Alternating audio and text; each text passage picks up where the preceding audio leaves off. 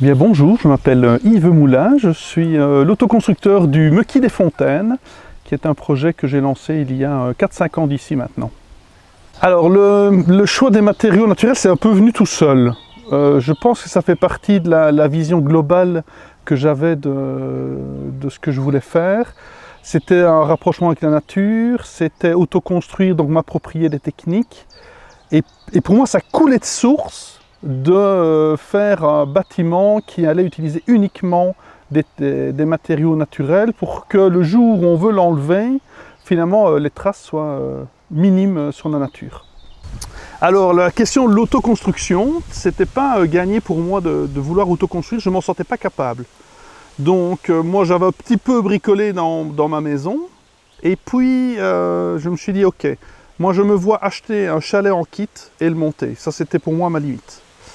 Et puis c'est une personne que j'ai rencontrée lors d'un stage où j'ai fabriqué mon accordéon, un menuisier qui m'a dit Yves, non, on n'achète pas ça, tu vas avoir n'importe quoi, il faut que tu te lances dans l'autoconstruction, tu vas voir l'ossature bois, c'est facile, viens voir un chantier avec moi et tu verras, tu peux y arriver. Et c'est la rencontre avec mon architecte qui me fait vraiment décider de le faire. Il faut bien dire que d'habitude un architecte, il fait des plans et il sait qu'il a un professionnel qui va mettre en œuvre, donc il ne se tracasse pas. Ici, quand mon architecte a accepté d'accompagner un autoconstructeur, les coups de fil qu'il a ramassés de ma part, les erreurs que j'ai commises et qu'il m'a dit « Ah mais non Yves, tu ne peux pas faire comme ça, je t'ai expliqué et tout » et donc je dois corriger à certains moments. C'est vraiment important tout le long du processus, en tout cas dans les premiers mois, parce qu'après j'ai acquis des compétences et donc peu à peu, oui, l'architecte est moins nécessaire, mais au tout début, franchement, sans lui, je ne le fais pas, c'est sûr. Alors des difficultés évidemment on en rencontre sur un chantier comme celui-là, le tout c'est de jamais baisser les bras.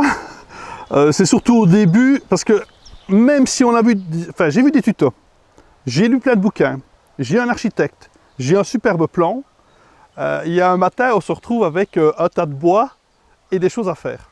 Donc les difficultés elles arrivent sur la mise en œuvre, de se dire mais comment est-ce que je vais faire ça?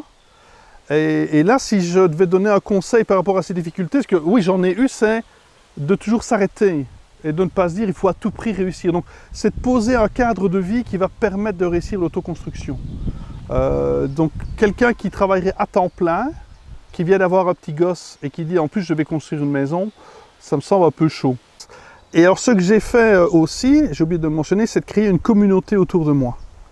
Alors au tout début ça a été juste une discussion Facebook avec sur Messenger, 15-20 personnes, et j'arrivais avec des photos et des questions. Et puis petit à petit, comme c'est quand même un projet à vocation communautaire, j'en ai fait une page Facebook, où là alors la communauté a grandi, et encore aujourd'hui, sur certaines questions, c'est 3 photos, une petite vidéo.